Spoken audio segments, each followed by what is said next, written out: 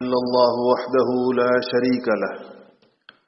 ونشهد أن سيدنا وسندنا وحبيبنا وشفيعنا ومولانا محمدا عبده ورسوله. أما بعد فأعوذ بالله من الشيطان الرجيم. بسم الله الرحمن الرحيم. قال الله سبحانه وتعالى: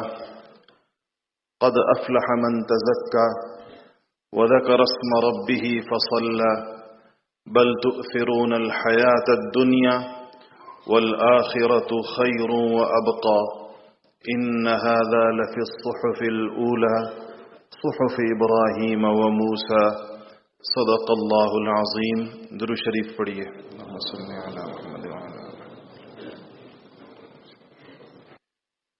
میرے محترم بھائیوں اور دوستو، انسانیت کے سامنے روز اول سے دو راستے ہیں. ایک راستہ حضرات انبیاء علیہم الصلاۃ والسلام کا تلقین کردہ اور اللہ تعالی کا پسندیدہ راستہ ہے، اور دوسرا راستہ خواہشات اور شہوات کا راستہ ہے. یہ دونوں راستے اللہ جل شانہ نے ساری انسانیت کے سامنے رکھے ہیں. انا ہدیناہ السبیل اما شاکرا و اما کفورا وقال اللہ سبحانہ وتعالی وہدیناہ النجدین. دو راستے اللہ جل شانہ نے سامنے رکھے ہیں. حضرات انبیاء علیہم الصلاۃ والسلام اللہ تعالی کی چاہت والے راستے کو بتانے کے لیے تشریف لایا کرتے تھے، بتاتے بھی تھے، کر کے بھی دکھاتے تھے، اور اس راستے پہ چلنے والوں کو بشارتیں بھی سناتے تھے، تیار بھی کرتے تھے، اور لوگوں کے سامنے ان کا اسوہ اور نمونہ وہ رہتی دنیا تک قائم رہتا ہے. نبی کریم صلی اللہ علیہ وسلم کی تشریف آوری خاتم النبیین کی حیثیت سے ہوئی ہے، مگر اللہ جل شانہ نے قرآن پاک میں پچھلے نبیوں کا بھی تذکرہ فرمایا ہے، اور ان کی اولو العزمی کا، اور ان کی اللہ جل شانہ کے ساتھ وفاداری کا، اور ان کی اللہ تعالیٰ کے احکامات پر خود چلنے اور اپنی امتوں کو چلانے کا، اور ان کے صبر و تحمل کا، اور ان کی استقامت کا، اور ان کے توکل کا اللہ جل شانہ نے کیسے اونچے الفاظ کے اندر ان کا بیان فرمایا ہے پچھلے نبیوں کا. حالانکہ رحمت للعالمین صلی اللہ علیہ وسلم خاتم النبیین کی حیثیت سے تشریف لائے ہیں اور تمام انبیاء علیہ الصلاۃ والسلام کے امام ہیں اور آخری نبی ہیں اور آخری کتاب لے کر آئے ہیں، لیکن اللہ جل شانہ نے چونکہ سارے نبیوں کو اسی کام کے لیے بھیجا تھا، اس لیے اللہ جل شانہ پچھلے نبیوں کے تذکرے کو اونچے الفاظ کے اندر بڑی ان کی عزت کے ساتھ، اللہ تعالیٰ کی نگاہوں میں جو ان کی قدر و منزلت ہے اس کے ساتھ، ایسے ایسے الفاظ ہیں نبیوں کے بارے میں جس سے پتہ چلتا ہے کہ اللہ تعالیٰ کے ہاں ان کی کتنی بڑی قدر و منزلت ہے. وہ ابراہیم الذی وفا، اللہ تعالیٰ نے ابراہیم علیہ السلام کو کیسی سند عطا فرمائی ہے کہ وہ ابراہیم جس نے ہر بات اپنی پوری کر دکھائی. اللہ تعالیٰ کے ہر امتحان میں جو ثابت قدم جنہوں نے رہ کر دکھایا. نوح علیہ السلام کے قصے کو دیکھیں، یوسف علیہ السلام کے قصے کو دیکھیں، ہود علیہ السلام کی باتوں کو، شعیب کی باتوں کو، صالح کی باتوں کو. یہ جتنے انبیاء علیہ الصلاۃ والسلام ہیں ان کا ذکر جب اللہ جل شانہ فرماتے ہیں، کسی کو صادق القول فرما رہے ہیں، کسی کو صدیق النبیہ فرما رہے ہیں، یہ اللہ تعالیٰ کے خاص لوگ تھے اور اللہ جل شانہ نے انسانیت کے لیے بھیجے تھے، اور انہوں نے انسانیت کے سامنے وہ راستہ رکھا تھا جس راستے پر چل کر انسانیت کامیاب ہو سکتی ہے، جس راستے پر چل کر لوگ اللہ تعالیٰ کی رضا حاصل کر سکتے ہیں، جنت حاصل کر سکتے ہیں. اس راستے کو کھول کھول کر لوگوں کو بتانا، لوگوں کے اندر گھوم گھوم کر اور چل چل کر اور ان تک پہنچ کر. نبی کریم صلی اللہ علیہ وسلم نے فرمایا لوگ جہنم کی طرف دوڑ رہے ہیں، میں کمر سے پکڑ پکڑ کر روک رہا ہوں، میں لوگوں کو جہنم کے رستوں جہنم میں گرنے سے روک رہا ہوں. سارے انبیاء علیہ الصلوۃ والسلام کی آپ مشقتیں دیکھیں گے اپنی قوم کے ساتھ، انہوں نے نہ قوم کی باتوں کی پرواہ کی، نہ اپنی تکذیب کی پرواہ کی، نہ قوموں کے رویوں کی پرواہ کی. کیسے دل جلانے والی باتیں قوموں نے کی، اور کیسے انبیاء کو کس کس طریقے کے ساتھ جھٹلایا. آج قرآن کے الفاظ ہیں، انسان اس کو پڑھتا ہے تو اس کا دل دہلتا ہے کہ نبیوں نے یہ باتیں اپنے کانوں سے سنی اپنی قوموں سے. ایسے سخت اور رقیق ترین الفاظ، ایسے برے الفاظ کہ آج کوئی شریف آدمی دوسرے شریف آدمی کو نہیں کہہ سکتا، آج کوئی بامروت آدمی دوسرے بامروت آدمی کو نہیں کہہ سکتا۔ قوموں نے کیسے منہ پھاڑ کر نبیوں سے کہا اور بار بار ان سے کہا، لیکن انہوں نے اس کو صبر و تحمل کے ساتھ برداشت کیا، اس لیے کہ آئے اس مقصد کے لیے تھے، تشریف اس لیے لائے تھے کہ اللہ جل شانہ کا راستہ لوگوں کو دکھائیں اور اس راستے پر لوگوں کو چلائیں اور لوگوں کو یہ بتائیں کہ خواہشات کی زندگی جہنم تک لے کر جاتی ہے۔ نبی کریم صلی اللہ علیہ وسلم نے فرمایا کہ حفت النار بالشہوات وحفت الجنت بالمکارہ، کہ جتنی شہوات ہیں، خواہشات ہیں، یہ آگ کے اوپر گویا ان کا پردہ پڑا ہوا ہے۔ جس انسان نے آگ میں جانا ہو اس کے لیے اس کو مرغوب کر دیا جاتا ہو اور اس کے لیے اس کا رستہ آسان کر دیا جاتا ہو، اور جنت کے رستوں کو اللہ پاک نے خواہشات کی جو دوسری طرف ہے وہ مکرہ ہے، وہ دوسری طرف جو مکروہ ہے، ایک طرح سے مکارہ اس کی جمع فرمائی، انسان کے نفس کو پسند نہیں ہوتی۔ ظاہر بات ہے خواہش نفس انسانی کو بھاتی ہے، الا یہ کہ نفس کا تزکیہ ہو جائے۔ شاید تزکیہ شدہ نفس کی خواہشات اور عادات بدل جاتی ہیں اور اس کے اوپر روح غالب ہو جاتی ہے، تو نفس کے تقاضے مغلوب ہو جاتے ہیں اور روح اپنے پاکیزہ تقاضے اس کے اوپر غالب کر دیتی ہے، پھر عبادت اس کی غذا بن جاتی ہے، ذکر و فکر اس کا شغل بن جاتا ہے، تلاوت اس کو لطف دیتی ہے، راتوں کو اٹھنا اس کو مزہ دیتا ہے، اللہ سے مناجات اس کو لطف دیتی ہے۔ تو روح کے تقاضے، تو روح جب غالب ہو گئی اس کے نفس کے اوپر تو اس نے اچھی چیزوں کو اس کے لیے مرغوب کر دیا، لیکن جب تک نفس غالب ہوتا ہے تو وہ اس کو شہوات کی طرف ہی کھینچتا ہے۔ تو نبی کریم صلی اللہ علیہ وسلم نے فرمایا کہ یہ آگ ڈھانپی گئی ہے گویا کہ شہوات کے ذریعے سے، حفت النار بالشہوات۔ اور پھر یہ کیسی چیزیں ہیں کہ اس میں اللہ جل شانہ دیکھیں، جن قوموں کو آپ اس میں دیکھیں تو اس میں حدود سے آگے بڑھتی، اتنا حد سے آگے بڑھ جائیں گی، جیسے آج بھی جو اللہ تعالیٰ کی باغی اقوام ہے جنہوں نے عالم بغاوت بلند کیا ہوا ہے، انہوں نے فقط ان حرام چیزوں پر اکتفا نہیں کیا جو کہ سب کے نزدیک حرام، بلکہ انہوں نے ان نت نئے اور غیر فطری حراموں کا ارتکاب اور اس کو جائز کرنے کی کوشش کی۔ آج بھی دیکھیں دنیا کے اندر، مغربی دنیا کی قانون سازیوں کو دیکھیں، مغربی دنیا کے طور طریقوں کو دیکھیں، ان کے جائز اور ناجائز کے پیمانوں کو دیکھیں تو سمجھ میں آئے گا کہ عین پچھلی قوموں کی طرز کا طریقہ ہے کہ ان کے ہاں بھی اسی طرح اللہ تعالیٰ کی حدود کے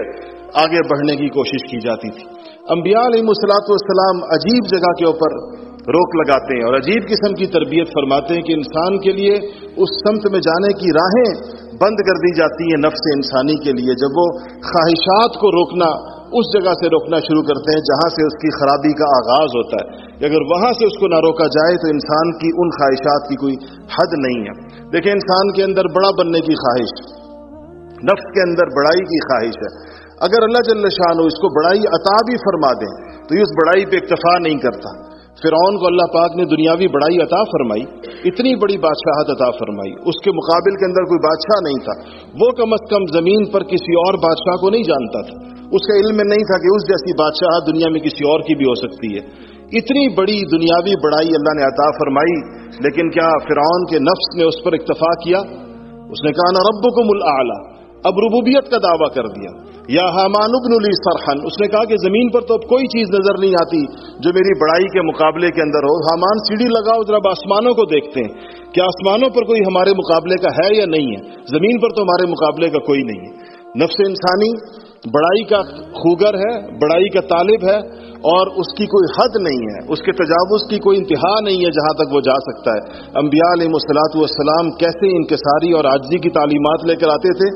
کہ بالکل آغاز کے اندر ایسی عاجزی کہ نبی کریم صلی اللہ علیہ وسلم کھانے کے لیے بیٹھے تو کسی نے کہا کہ یہ آپ غلاموں کی طرح کھانے کے لیے بیٹھے، آپ کا وہ جو عاجزانہ انداز تھا، جو آپ کا مسکینانہ انداز تھا، تو آپ نے فرمایا کہ میں یہی چاہتا ہوں کہ میں اللہ کا کھانا اس کا غلام بن کر کھاؤں۔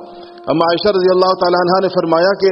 آپ کے پاؤں میں ورم دیکھ کر کہا کہ یا رسول اللہ آپ تو بخشے بخشائے ہیں، تو کہا کہ افلا اکون عبدا شکورا، کیا میں اللہ کا ایسے شکر گزار غلام نہ بنوں؟ اسی لیے نبی کریم صلی اللہ علیہ وسلم نے اور دین کی تعلیمات کے اندر انسانیت کا جو سب سے بلند ترین درجہ تجویز کیا گیا ہے وہ عبدیت کا اعلیٰ ترین مقام ہے۔ اب یہ کیسے دو عجیب انتہائیں ہیں کہ ایک طرف عبدیت یعنی غلامی کی انتہا کامیابی کی سب سے بڑی ضمانت ہے، اور نفس انسانی اگر بے لگام ہو تو وہ غلامی تو کجا، وہ تکبر اور غرور کے مراحل طے کرتا ہوا ربوبیت کو جا کر چھونے لگ جاتا ہے، کہ ربوبیت کا دعویٰ کر دیتا ہے، انا ربکم الاعلی کہہ دیتا ہے۔ یہ وہ دو راہیں ہیں، دو انتہائیں ہیں، کہ ایک طرف نفس پہنچانے والا ہے تو انسان کو رب کے دعوے تک پہنچا دے گا، اور نبی اگر تربیت کرے گا تو اس کو عبدن شکورا بنا دے گا، اس کو غلامی کی طور اور طریقے انبیاء علیہ الصلوۃ والسلام سکھا دیں گے۔ یہ ہر چیز کے اندر آپ دیکھیں گے، جس بھی رخ کو لیں گے تو انبیاء علیہ الصلوۃ والسلام کی تربیت نفس کے تقاضوں کی دوسری جانب انسان کو آمادہ کرنا، تیار کرنا، اس کا تزکیہ کرنا، اس کو سنوارنا، اس کو بنانا، یہ حضرات انبیاء علیہ الصلوۃ والسلام کی محنت اور ان کی کوشش تھی، اور انہی لوگوں کو اللہ جل شانہ نے کامیابی کی سندیں عطا فرمائیں، قد افلح من تزکا کہہ کے، کہ جنہوں نے یہ کر لیا یہ فلاح پا گئے، یہ دونوں جہانوں کے اندر کامیاب ہو گئے۔ لیکن اس میں حضرات انبیاء علیہ الصلوۃ والسلام کس چیز سے گزارتے تھے، وہ کتنی واضح تعلیمات ہیں آپ صلی اللہ علیہ وسلم کی 23 سالہ زندگی کے اندر، حضرات صحابہ کے اوپر گزرنے والے سارے احوال، خود سرکار دو عالم صلی اللہ علیہ وسلم پر گزرنے والے سارے احوال، یہ اس منزل کی طرف کا سفر تھا جو منزل اللہ جل شانہ کو انسانوں سے مطلوب ہے، اور جو اللہ جل شانہ انسانوں کے سامنے بطور نمونے کے رکھنا چاہتے تھے۔ اللہ تعالیٰ یہ چاہتے تھے کہ حضور اکرم صلی اللہ علیہ وسلم کی جماعت ان تمام مراحل سے گزر جائے، ان تمام کاموں کو دیکھ لے جو قیامت تک آنے والے انسانوں کے لیے مشعل راہ ہوں، جو قیامت تک آنے والے لوگوں کے لیے ایک نمونہ ہوں۔ اس لیے کہ اللہ پاک نے فرمایا کہ یہی ان لوگوں کی ہدایت اور ان کا جو ایمان ہے، ان کا ایمان باقی لوگوں کے لیے معیار ہے۔ تو میرا عزیزوں اور دوستو، وہ راستہ، وہ خواہشات کی دوسری طرف کا راستہ، اس کی دوسری انتہا ہے، ورنہ وہ پہلی والی صورت جو ہے وہ نفس انسانی کو ہلاکتوں کی طرف اور ایک ایسے طرز زندگی کی طرف لے کر جاتی ہے جو سراسر بغاوت ہے، اور وہ بغاوت صرف اتنی نہیں کہ انسان سے اللہ جل شانہ کی نافرمانی ہو جائے گی جس پر وہ پشیمان ہوگا، اتنی نافرمانی نہیں، وہ بغاوت ایسی ہے کہ وہ اللہ تعالیٰ کے ہر قانون کے اور اللہ تعالیٰ کے ہر ضابطے کے اور اللہ تعالیٰ کے بتائے ہوئے ہر طریقے کے، اللہ تعالیٰ کی مقرر کردہ ہر حد کے خلاف انسان باغی ہو جاتا ہے، اور اس کے بالمقابل ایک چیز متعارف کراتا ہے اور اس پر اصرار کرتا ہے۔ آج پوری دنیا کے اندر آپ دیکھیں جو اللہ جل شانہ کی حدود ہیں، انسانوں نے اس پر اکتفا نہیں کیا کہ چلو حد اللہ کے انسانوں سے گناہ ہو رہے ہیں تو ان گناہوں کو پر کوئی سزا نہیں رکھی۔ ایک تو صورت یہ تھی کہ ملکوں میں قانون بنتے اور کہتے کہ چلو گناہ جو ہے لوگوں کا ذاتی معاملہ ہے، اس پر ملک قانون نہیں بنائیں گے، سزا نہیں دیں گے، یہ تو ایک صورت تھی۔ اس سے ہٹ کر یہ قوانین بنائے گئے کہ گناہوں کو گناہ کہنا یہ گناہ ہوگا، گناہوں کو گناہ کہنا غلط ہوگا، اور گناہ اور ثواب کے تصور کو الٹا دیا جائے گا۔ جو چیز غلط سمجھی جاتی ہے اس کو بالکل صحیح سمجھا جائے گا، اور بالجبر اس کو صحیح لوگوں سے منوایا جائے گا، لوگوں سے کہلوایا جائے گا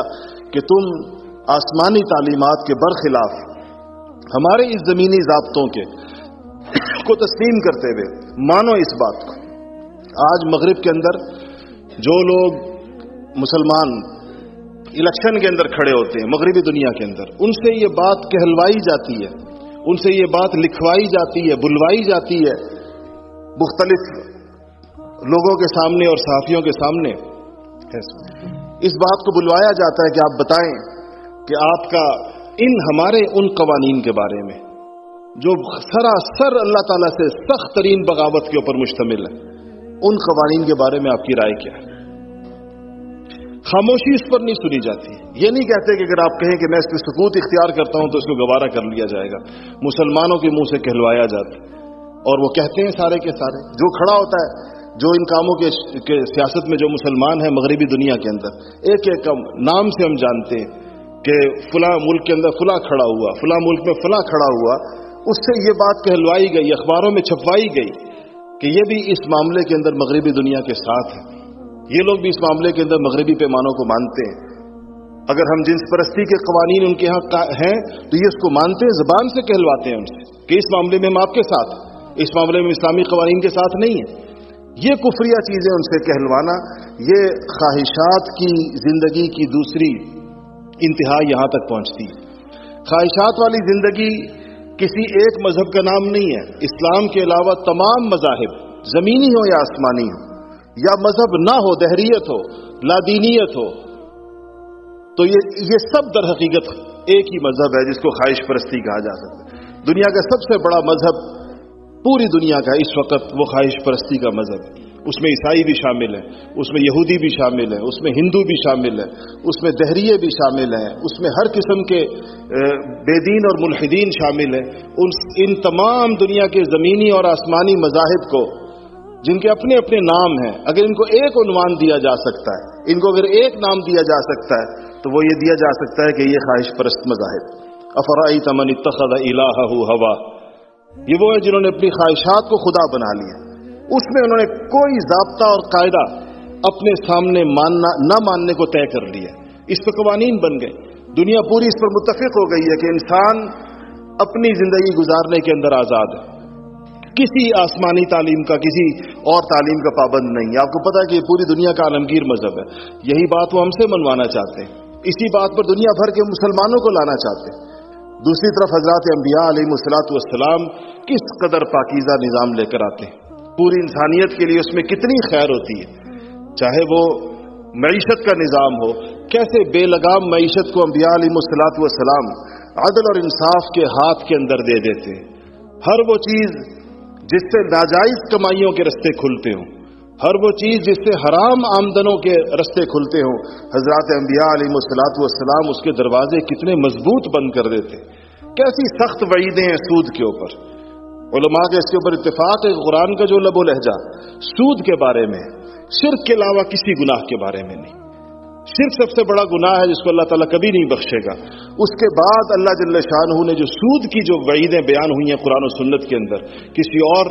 گناہ کے اوپر نہیں ہوئی ہیں۔ آپ دیکھیں خواہش پرستی کا مذہب اپنی معیشت کو کھڑا ہی سود کے اوپر کرتا ہے، جو سب سے بڑی اللہ تعالیٰ کی بغاوت حقیقی معنوں میں، جن قرآن کے الفاظ میں اللہ اور اس کے رسول کے ساتھ جنگ ہے۔ اور انبیاء علیہ الصلوۃ والسلام عفت اور پاکیزگی کی تعلیم لے کر آتے ہیں معاشرت کے اندر۔ انبیاء کی معاشرت کا اہم ترین اساس اور ستون آپ دیکھیں کہ وہ عفت اور پاکیزگی،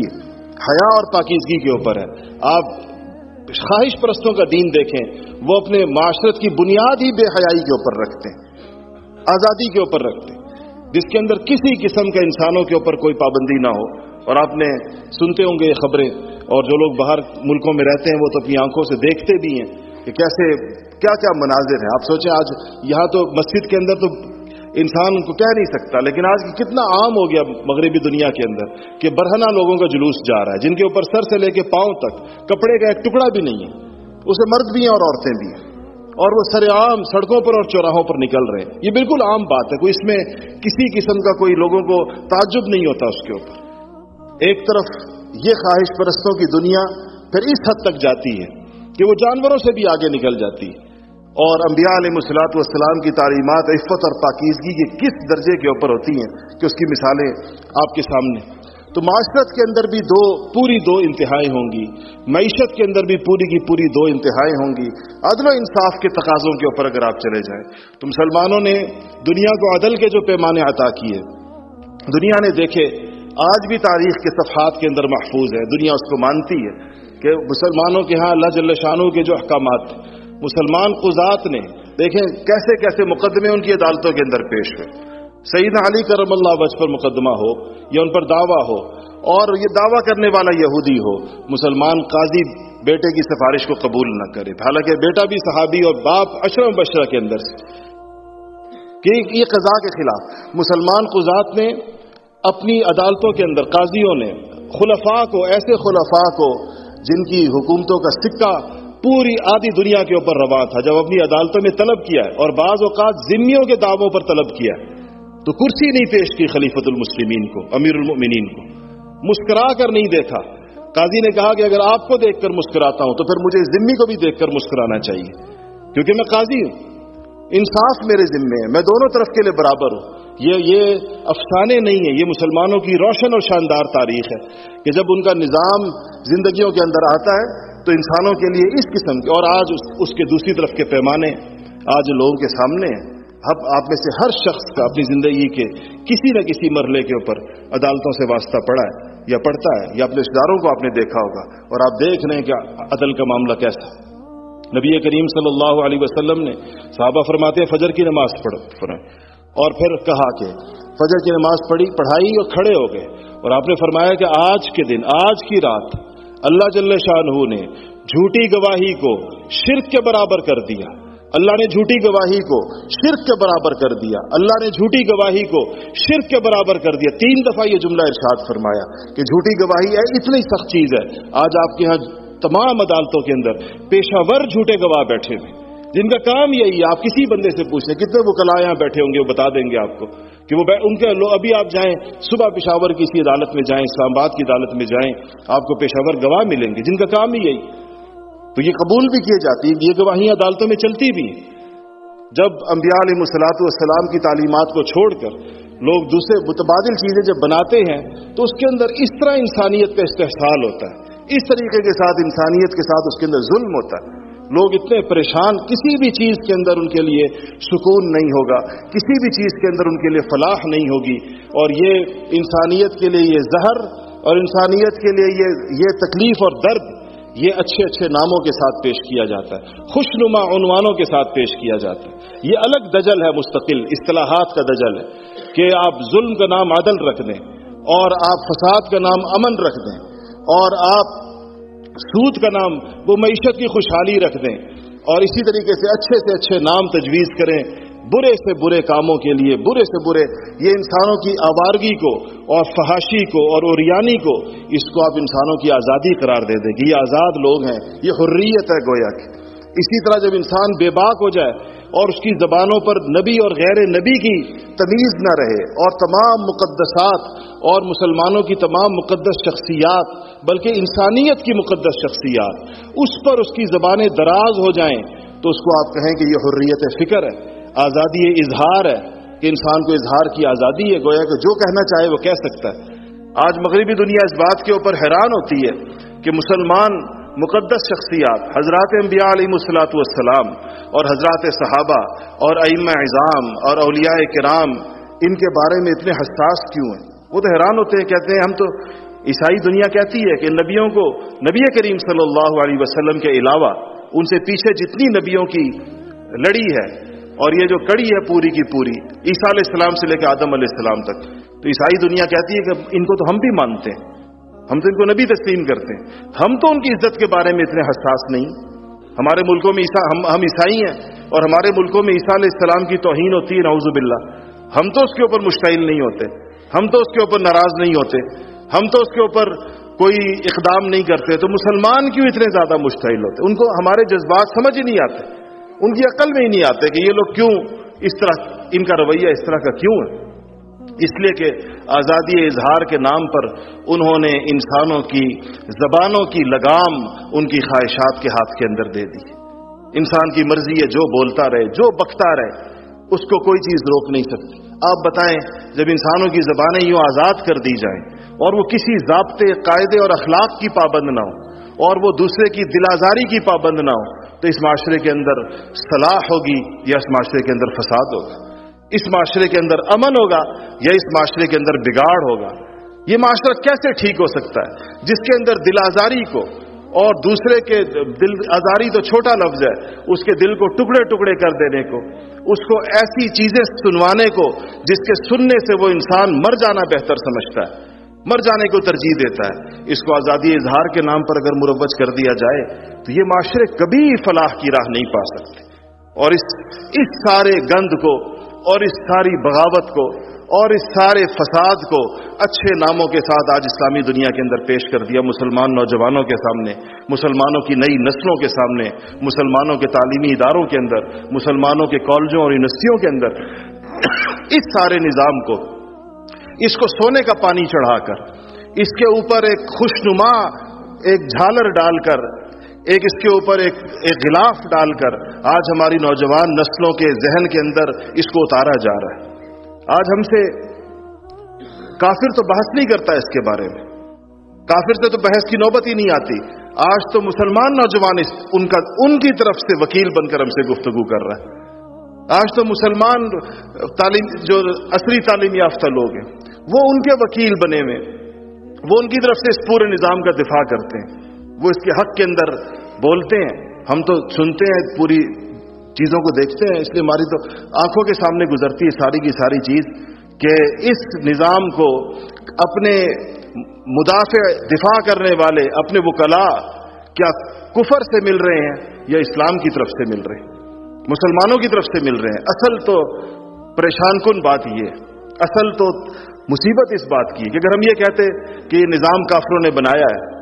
اپنے اندر چلایا ہے، اور خود ہی اس کے وکیل ہیں اور خود ہی اس کے منصف ہیں اور خود ہی اس کے گواہ ہیں اور خود ہی اس کا دفاع کرنے والے ہیں، مسلمانوں کو اس سے کچھ لینا دینا نہیں ہے، تب بھی کوئی بات ہو سکتی تھی، لیکن معاملہ ایسا تو نہیں ہے۔ وہ طوفان تو جہاں پر بنایا گیا اور جہاں پروان چڑھایا گیا وہاں سے نکل کر اسلامی دنیا کے اندر داخل ہوگی، پوری کی پوری اسلامی دنیا۔ ہم اس کا سب سے کم متاثر علاقہ ہیں، سب سے کم۔ آپ عرب دنیا کے احوال معلوم کریں، آپ کے طوطے اڑ جائیں گے اگر آپ کو پتہ چلے کہ عرب دنیا میں کیا ہو رہا ہے، اگر آپ کو پتہ چلے کہ افریقہ کے مسلمانوں کے اندر بات کہاں تک پہنچی، اگر آپ کو پتہ چلے کہ یہ ہندوستان کے مسلمانوں کے اندر بات کہاں تک پہنچی ہے۔ ہم اس کے اس وقت تک، آج تک اللہ تعالیٰ کے فضل و کرم اور یہ ہمارے بزرگوں کی محنتوں کے نتیجے کے اندر اس سے سب سے ابھی بھی جو نسبتاً کم تاثر لیا ہے وہ ہمارے معاشرے نے لیا ہے، اس لیے ہمارا معاشرہ اب ان کے اصل ہدف کے اوپر ہے۔ جیسے کہ کوئی فساد پوری جگہ پھیلا دیا گیا ہو اور ایک چھوٹا سا خطہ رہ گیا ہو جس کے اوپر ان کا خیال ہے کہ وہ ایسے نہیں کیا جیسے جانا چاہیے، تو پھر وہ اصل ہدف کے اوپر آ جاتا ہے۔ یا آج کل آپ ان پچھلے 1-2 سالوں کے اندر جو نام سن رہے ہیں، نامانوس قسم کے آپ نام سن رہے ہیں، پہلی دفعہ آپ کے کانوں سے ٹکرا رہے ہیں اور آپ دیکھ رہے ہیں کہ آپ کے معاشرے کے لیے اس کے لیے رستے ہموار کیے جا رہے ہیں، یہ سب اسی چیز کا شاخسانہ ہے، یہ سب اسی کا نتیجہ ہے۔ اس کا ایک ہی حل ہے کہ لوگوں کو اس بات کے اوپر تیار کیا جائے کہ وہ انبیاء علیہ الصلوۃ والسلام کی تعلیمات کو اپنے دانتوں سے پکڑے، عضوا علیہا بالنواجذ، اپنے دانتوں سے انبیاء علیہ الصلوۃ والسلام کی تعلیمات کو پکڑے اور فرق کو سمجھے۔ ہر وہ جگہ جہاں پر نبی کی تعلیم کے مقابلے میں خواہش پرستی کی تعلیم کسی بھی عنوان سے دی جا رہی ہو، چاہے اس کا عنوان کتنا خوشنما کیوں نہ ہو، اس کے مقابلے میں انبیاء کی تعلیمات کو فروغ دیا جائے، نبیوں کے جھنڈے کو بلند کیا جائے، خدا کے کلام کو اٹھایا جائے کہ یہ تم لوگوں کی باتیں، یہ انسانوں کی فرسودہ باتیں ہیں، یہ انسانوں کی فساد والی باتیں ہیں، اس کے بالمقابل ہمارے پاس وہ چیز ہے جو رسول اللہ صلی اللہ علیہ وسلم نے حجۃ الوداع کے موقع کے اوپر فرمایا تھا کہ اے لوگو، 2 چیزیں چھوڑ کر جا رہا ہوں، 2 چیزیں چھوڑ کر جا رہا ہوں کہ اگر تم ان 2 کو پکڑ کے رکھو گے مضبوطی کے ساتھ کبھی گمراہ نہیں ہوگے۔ کہا کتاب اللہ و سنت رسول اللہ، کہ ایک اللہ کی کتاب ہے تمہارے اندر، محفوظ رہے گی تمہارے اندر، اور ایک میری سنت ہے، رسول اللہ کی سنت ہے کہ اگر تم ان 2 چیزوں کو پکڑ کے رکھو گے تو گمراہ کبھی بھی نہیں ہوگے۔ یہی ایک رستہ ہے انسانیت کے پاس، یہی ایک صورت ہے کہ اس کے بالمقابل اس کا مقابلہ اسی چیز کے ساتھ ہو سکتا ہے کہ لوگوں کے اندر قرآن کی تعلیمات کو عام کیا جائے، لوگوں کے اندر سنت کی تعلیمات کو عام کیا جائے، اور اس امت کا رشتہ نبی کریم محمد مصطفیٰ صلی اللہ علیہ وسلم کے ساتھ ایسا مضبوط قائم کیا جائے، ایسا والہانہ اور عاشقانہ قائم کیا جائے کہ حضور کی تعلیمات کے مقابلے میں لوگوں کے سامنے کوئی دوسری چیز آئے تو اس کو جوتے کی نوک پہ رکھ کے اڑا دے، اس کو تسلیم نہ کرے، اس میں کسی قسم کا تاثر لوگوں کے دلوں کے اندر پیدا نہ ہو۔ میرے عزیزوں اور دوستو، یہ ہمارے اس زمانے کا سب سے بڑا چیلنج ہے، سب سے بڑی آزمائش ہے جو اس وقت ہمیں درپیش ہے۔ اس پر جو حفاظت کر گئے دین کی اس نازک موقع کے اوپر، اور اگلی نسلوں تک اس کو محفوظ و مأمون جس نے پہنچا دیا، اور اگلی نسلوں کو اس کا نقشہ بھی دکھا دیا اور اس کا عمل بھی دکھا دیا اور اس کا علم بھی پہنچا دیا اور اس کی صورت اور اس کی سیرت بھی محفوظ کر کے دکھا دی، اس سے بڑا احسان اپنے معاشرے اور اپنی آنے والی نسلوں کے اوپر کوئی اور نہیں ہو سکتا، اور اس سے بڑا کام کوئی اور نہیں ہو سکتا۔ اس کے لیے اللہ جل شانہ ہر دور کے اندر انسانوں کو ایسی چیزوں سے، ایسے ان کے لیے مواقع فراہم کرتے ہیں، ایسے اللہ جل شانہ ان کے لیے چیزیں موجود ہوتی ہیں جس سے ان کو اس پٹری کے اوپر چڑھنے کے اندر آسانی، اور انہی انبیاء علیہ الصلوۃ والسلام کی تعلیمات پر چلنے کے لیے انسان کو جس چیز کی ضرورت ہے، جو اس کا زاد راہ بھی ہے،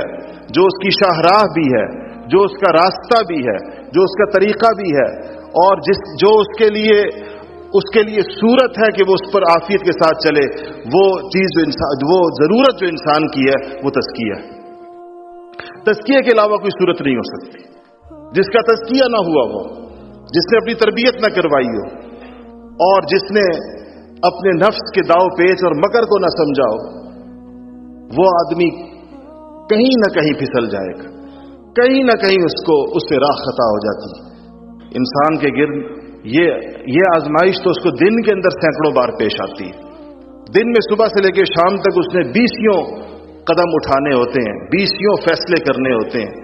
20 موقع کے اوپر اس کے سامنے کرنے اور نہ کرنے کی صورتیں آتی ہیں۔ ہر قدم پر اس کا فیصلہ یا درست ہوگا یا غلط ہوگا۔ ایک تزکیہ شدہ انسان کے فیصلے درست ہوں گے، اور جس کی باغیں اس کے نفس کے ہاتھ کے اندر ہے، نفس اس کو کبھی سیدھے رستے پر نہیں جانے دے گا،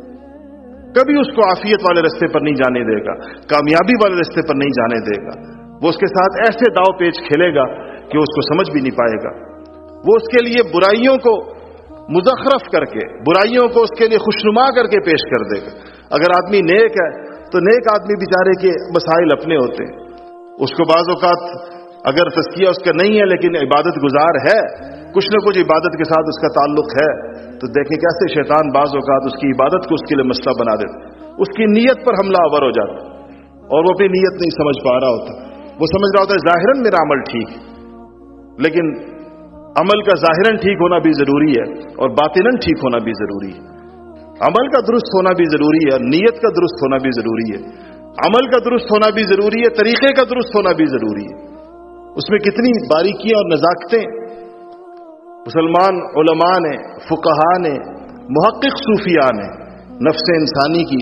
کیسی پیچیدگیوں کے تذکرے فرمائے ہیں، کیسی اس کی جو بغیر کسی ایسے شخص کے جس کو اللہ جل شانہ نے یہ ہنر اور یہ فن عطا کیا ہو، اور اللہ تعالیٰ نے اس کو اس کی بصیرت نہ عطا کی ہو، اور اللہ جل شانہ نے اس کو انسانوں کی اس رہنمائی کا طرز اور طریقہ نہ سکھایا ہو، ایک فرد کے لیے خود اس راہ کے اوپر چلنا میرے عزیزوں بڑا دشوار ہے۔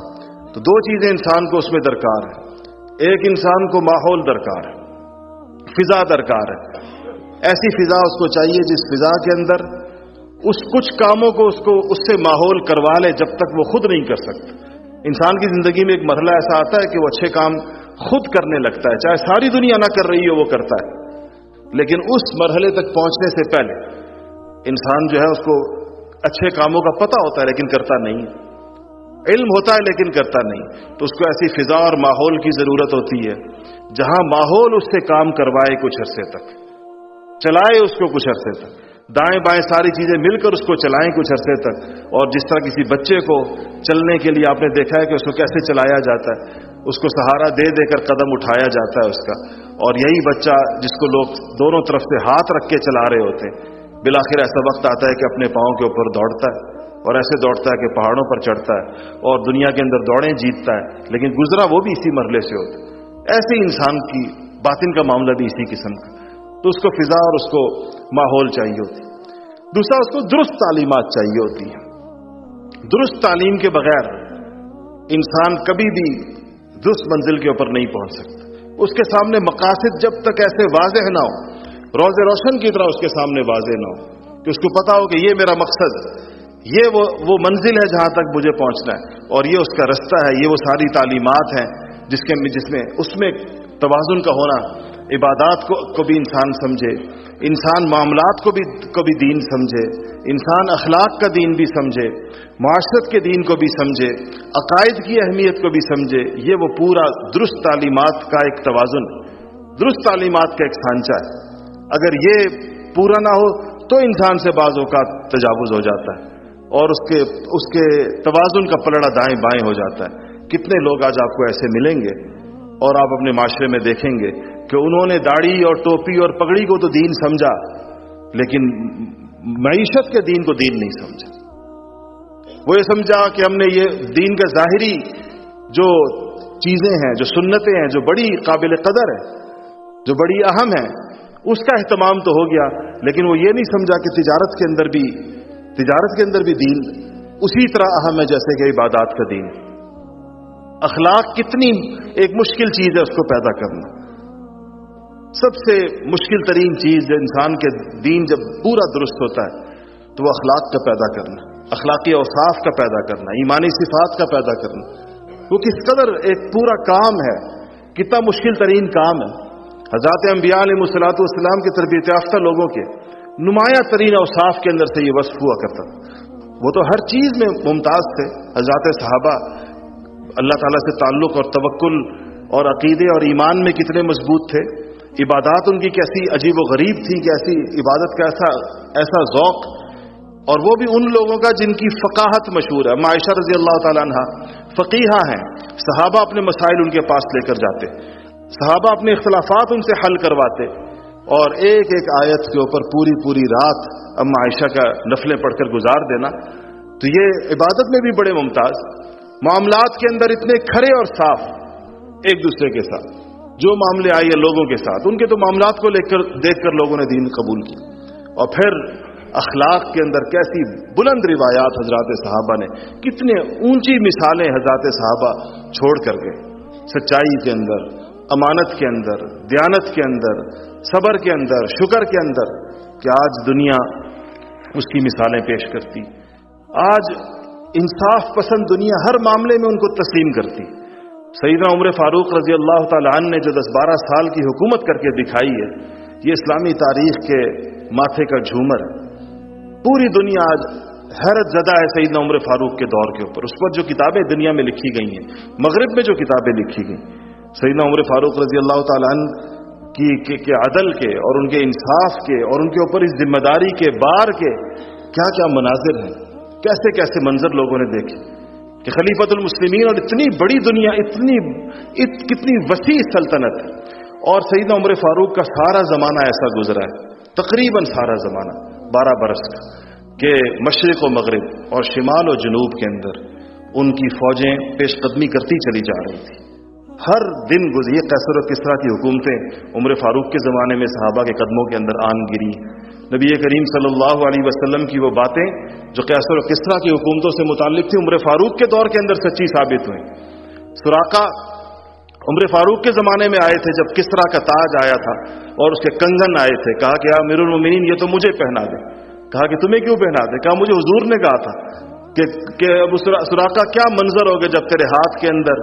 किसरा के कंगन होंगे, तू अपने हाथ में तूने पहने होंगे, क्या मंजर होगा वो। तो उमर फारूक से कहा ये तो मेरे हाथ में डाले। उमर फारूक ने कहा डालो के सुराका के हाथ के अंदर ये कंगन, कि हुजूर की बात सच्ची हो, हुजूर ने इनसे ये कहा। ये मनाजिर उनके ज़माने में दिखा। इतने बड़े आदमी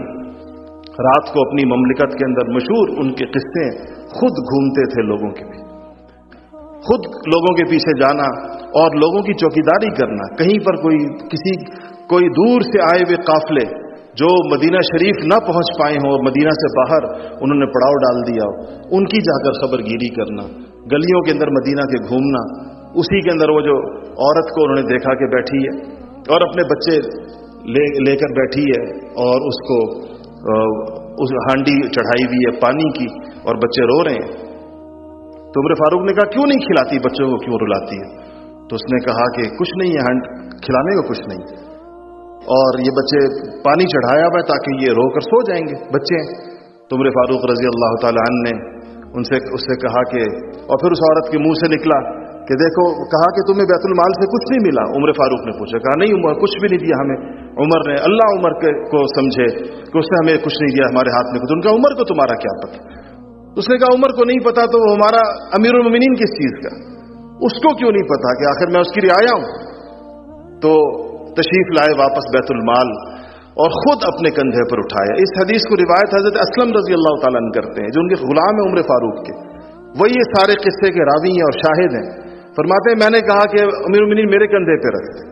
फरमाया कि असलम अगर क़यामत के दिन भी उमर का बोझ उठाने की जिम्मेदारी उठा सको तो अभी दुनिया में उठा लो, अभी तुम्हारे कंधे पर इस सूरत में रख दूं कि तुम ये मुझे यकीन दिला दो कि क़यामत के दिन भी मेरा बोझ तुम उठाओगे। तो असलम ने कहा क़यामत के दिन कौन किसका? वला तज़िरु वाज़िरतुन विज़रा उख़रा, कोई किसी का बोझ नहीं उठाएगा। कहा खजूर डाली और आटा डाला और घी उठाया और गए उधर। खुद उसके बाद औरत से कहा तुम हट जाओ, मैं खुद आग जलाता हूं। यहां पर भी असलम को हाथ नहीं लगाने दिया। असलम रजी अल्लाह ताला ने इस वाक़े को बयान करते हैं, कहते हैं मैंने अपनी आंखों से عمر فاروق کو اس چولہے کے اندر پھوکے مارتے ہوئے اور ان کی گھنی داڑھی کے اندر سے دھواں نکلتا ہوا دیکھ رہا تھا کہ دھواں نکل کر ان کی داڑھی کے اندر سے نکل کر اوپر جا رہا ہے، اور اس کے بعد اس کے لیے خود اپنے ہاتھوں سے پکایا اور پھر ان بچوں کے سامنے رکھا کہ کھاؤ، اور اسلم نے کہا کہ امیر المومنین چلیں، کام تو ہو گیا، کہا کہ ان کو روتے ہوئے دیکھا ہے، اب ہنستے ہوئے بھی دیکھنے دو۔ یہ مسلمانوں کا نظام حکومت تھا۔ ایسے لوگ اللہ حضور اکرم صلی اللہ علیہ وسلم کے لائے ہوئے نظام کے ذریعے سے تیار ہوئے۔ یہ تزکیہ شدہ لوگوں کی قسم ہوتی ہے، اعلیٰ ترین قسم ان کی یہ ہوتی ہے کہ جب ان کو اللہ حکومتیں عطا فرما دیں تو وہ حکومتیں ایسے لوگوں کے لیے خیر و برکت کا باعث ہوتی ہیں۔ ان کو اللہ تعالیٰ معاشی فراوانی عطا فرما دیں تو ان کی معیشت پوری امت کے لیے رحمت بن جاتی ہے۔ اللہ جل شانہ جب ان کو کہیں پر عدل کی کرسی کے اوپر بٹھا دیں تو پھر ایسا عدل ہوتا ہے کہ کافر اس عدل کو دیکھ کر مسلمان ہوتا ہے۔ اللہ جل شانہ جب ان کے ہاتھ کے اندر مسلمانوں کا تعلیم و تربیت دے دیں تو وہ پھر اپنے جیسے پاکیزہ نفوس تیار کرتے ہیں۔ اللہ جل شانہ جب ان کے ہاتھ کے اندر کوئی بھی جو دنیا کے اندر چیز موجود ہے ان کے ہاتھ کے اندر آ کر وہ خیر بن جاتی ہے اور شر اللہ تعالیٰ ان سے دور رکھتے ہیں۔ اور اگر جب انبیاء علیہ الصلوۃ والسلام کی تعلیمات سے عدول کرتے ہوئے اور اس سے بغاوت کرتے ہوئے دنیا جب کوئی اور چیز انسانیت کے لیے لے کر آتی ہے تو وہ ایک ایسی بیکار مشین ہوتی ہے کہ اس کے اندر اگر خیر کی بھی کوئی چیز ڈالیں تو وہ انسانیت کے لیے شر بن جاتی ہے، انسانوں کو اس سے تکلیف پہنچتی ہے۔ آج دنیا کے اندر کتنی معاشی فراوانی آ گئی ہے، لیکن آپ خود بتائیں کیا دنیا کی دولت سمٹ کر چند ہاتھوں میں آ گئی ہے یا نہیں آ گئی؟ پوری دنیا کی دولت سمٹ کر چند ہاتھوں کے اندر ہے۔ دنیا کی 90% دولت چند لوگوں کے ہاتھ کے اندر ہے، ان کے متعین نام ہیں اور معلوم لوگ ہیں کہ ان کے پاس کیا کیا وسائل اور کیا ہے۔ نظام ایسا بنایا گیا ہے کہ سرمایہ کو کھینچ رہا ہے اور غریب کی محنت کا کوئی معاوضہ اس کے لیے موجود نہیں ہے۔ یہ میرے عزیزوں اور دوستو انسانوں کے خواہشوں کے رستے پر چلنے کا نتیجہ ہے، اور وہ جو بندہ جلدی چاہتا ہے، جو بندہ جلدی کسی نتیجے کو چاہتا ہے اور عاجلہ اس کو چاہتا ہے تو اللہ پاک نے اس کے بارے میں فرما دیا وَعَجَّلْنَا لَهُ مَا نَشَاءُ، تو کہ اللہ نے فرمایا کہ جو عاجلہ چاہے گا اس کو ہم دنیا کے اندر دے دیں گے، اور جتنا ہم چاہیں گے اور جس کو چاہیں گے اس کو دے دیں گے، لیکن اس کے ساتھ اس کی ناکامی جڑی ہوئی ہوگی۔ وَمَنْ أَرَادَ الْآخِرَةَ وَسَعَى لَهَا سَعْيَهَا وَهُوَ مُؤْمِنٌ فَأُولَٰئِكَ كَانَ سَعْيُهُمْ مَشْكُورًا۔ دوسرے لوگوں کے بارے میں برائے، اور وہ بندہ جو آخرت کو چاہے گا، یعنی اپنی دنیا بھی آخرت کے نقطہ نظر سے گزارے گا، اور پھر اس کے لیے وہ سعی لها سعیها، خوب کوشش کرے گا اس کے لیے خوب اپنے آپ کو تھکائے گا، اپنی کوشش کے اندر کوئی کسر نہیں چھوڑے گا، اور ایمان بھی اس کے اندر ہوگا۔ وَهُوَ مُؤْمِنٌ، تو اللہ پاک نے پھر اس کے لیے اعلان کیا ہے کہ فَأُولَٰئِكَ كَانَ سَعْيُهُمْ مَشْكُورًا۔ یہ سعی مشکور ایک ایسا لفظ ہے کہ سچی بات ہے کہ اس کا اردو میں آپ کیا ترجمہ کریں گے؟ یعنی اللہ تعالیٰ نے فرمایا کہ اللہ اس کی کوشش کا، اللہ پاک قدردانی ہوگی۔ اب اللہ کی قدردانی کی کیا مثال پیش کی جائے، اللہ کی قدردانی کا کیا مصداق بیان کیا جائے؟ یہ تو انسانوں کے سامنے دنیا کے اندر اس کے کچھ مناظر، اور آخرت کے اندر تو وہ چیزیں ہیں کہ جس کو ما لا عین رأت، اور جس کو نہ آنکھوں نے دیکھا ہے اور نہ ولا اذن سمعت، نہ کانوں نے سنا ہے، اور نہ ہی وہ انسان کے قلب کے اوپر گزرے ہیں۔ یہ وہ اللہ تعالیٰ اس سعی کو جب مشکور ہوگی تو اللہ تعالیٰ کی طرف سے آخرت کے اندر عطا ہوگا۔ دنیا کے اندر ایسے لوگ عطا ہوں گے جیسے عمر فاروق رضی اللہ تعالیٰ عنہ، اور بعد کے عمر بن عبدالعزیز رضی اللہ تعالیٰ عنہ، اور یہ ہمارے قریب کے زمانے کے اندر اورنگزیب عالمگیر رحمۃ اللہ علیہ جیسے ایسے لوگ اور ایسے نظام اللہ جل شانہ عطا فرمائیں گے، اور آخرت کے اندر اللہ پاک وہ نعمتیں عطا فرمائیں گے جس کا انسان کوئی تصور بھی نہیں کر سکتا۔ جڑی یہ ساری چیز میرے عزیزوں اور دوستوں تزکیے کی بنیاد کے ساتھ ہے۔ یہ ساری منازل اور کامیابیوں کا جو رستہ ہے اور آغاز ہے وہ تزکیے کی طرف سے ہو کر گزرتا ہے۔ یہاں آج آپ لوگوں کی تشریف آوری اسی تزکیے کی محنت کو سیکھنے کے لیے اور اسی کو سمجھنے کے لیے آپ لوگوں کی یہاں پر آمد ہوئی۔ یہاں اسی لیے سارے کے سارے ساتھی جمع ہوتے ہیں کہ ہمیں پتہ چلے کہ جب ہم لوگ اپنی اس تزکیے کی اہمیت کو سمجھ لیں گے اور ہمیں اندازہ ہو جائے کہ یہ ہمارے کرنے کا سب سے اولین کام ہے اور اس کا آغاز خود ہماری ذات سے ہوتا ہے۔ یہ ایک ایسا کام ہے جس میں آپ اپنی انگلی دوسرے کی طرف نہیں اٹھا سکتے کہ آپ کہیں کہ مجھ سے پہلے اس کو ضرورت ہے، یا آپ کہیں کہ میں اس کے اندر بالکل کوئی بندہ آپ کو یہاں پر بیٹھا ہوا ایسا نہیں ملے گا۔ کتنے بڑے بڑے بزرگ تشریف فرمائے جو یہ آپ سے کہیں کہ ہم اپنے آپ کو تزکیہ شدہ سمجھتے ہیں، یا کوئی تزکیے کی سند کسی کو نہیں دے گا کہ بس ہو گیا اس کا تزکیہ، اس کو مزید. یہ ایک ایسی چیز ہے ہر شخص اس کا ضرورت مند اور محتاج ہے. بولنے والا سننے والوں سے زیادہ محتاج ہے. کوئی اس کی احتیاج ایسی ہے کہ انسان کو موت کے آخری لمحوں تک اس کی احتیاج ہے، کیونکہ انسان کو کیا پتا کہ اس کی نیت کے اوپر کس وقت شیطان کا حملہ ہو جائے. انسان کو کیا پتا کہ اس کے کس وقت اس کے لیے کوئی گھاٹی ایسی ہو جس سے وہ عبور نہ کر سکے. تو ہر شخص اس کا حاجت مند ہے. ہم میں سے کوئی بندہ یہ نہیں کہہ سکتا کہ فلاں کو زیادہ ضرورت ہے، فلاں کو زیادہ ضرورت ہے. ہم میں سے ہر ایک کو خود اپنے آپ کو، جیسا میں نے عرض کیا کہ بولنے والے کو سننے والوں سے پہلے اس کی ضرورت اور سننے والوں کو اپنی جگہ کے اوپر اس کی ضرورت ہے. تو یہ جو کام جس کے لیے یہاں آپ لوگ اکٹھے ہوئے، اس میں اس کے اہم ترین چیزوں میں سے، باقی چیزوں پہ انشاءاللہ بات ہوتی رہے گی، یہاں پر آج بھی ہوگی، کل بھی ہوگی، لیکن اس کی جو بنیاد اور آغاز ہے وہ اس تزکیے کے ساتھ. اس کے لیے ہم عام طور پر سارے ساتھیوں سے اس بات کا مطالبہ کرتے ہیں کہ آپ اس کے لیے کچھ سے کچھ وقت اپنا باقاعدہ فارغ کریں. یہ صرف اس کی اہمیت سن کر گھر چلے جانا کافی نہیں ہے، اس کی اہمیت کو تسلیم کر لینا صرف کافی نہیں ہے. وہ تو آپ لوگ پہلے سے مانتے تھے. آپ کو کون سی ہم نے نئی بات ایسی بتائی ہے جو آپ نے آج سے پہلے نہیں سنی تھی؟ ساری سنی سنائی اور مانی منائی باتیں ہیں. اب تو عمل کی بات ہے کہ ہم میں سے عملی قدم کون اٹھاتا ہے، عملاً کون اس کے لیے آگے بڑھتا ہے. تو الحمدللہ ہمارے ہاں کربوگا شریف کے اندر آپ کو پتہ ہے کہ ایک چلے کا مطالبہ کیا جاتا ہے کہ 40 دن اپنی زندگی کے اندر نکال کر ضرور لگائیں اور اس کام کو آپ سیکھیں. اس کے ذریعے سے انشاءاللہ آپ پہ کچھ قدم آگے بڑھ جائیں گے اور خواہشات کی زندگی سے نبیوں والی زندگی کی طرف جو ہمارا سفر ہے، اللہ پاک نے چاہا تو عافیت کے ساتھ اس کا آغاز اس کے نتیجے کے اندر ہو جائے گا. پھر آپ جتنا گڑ ڈالتے چلے جائیں گے اتنا یہ سفر اور اتنی یہ منزل میٹھی ہوتی چلی جائے گی. اللہ تعالیٰ مجھے اور آپ کو عمل کرنے کی توفیق نصیب فرمائے. وآخر دعوانا الحمدللہ رب العالمین.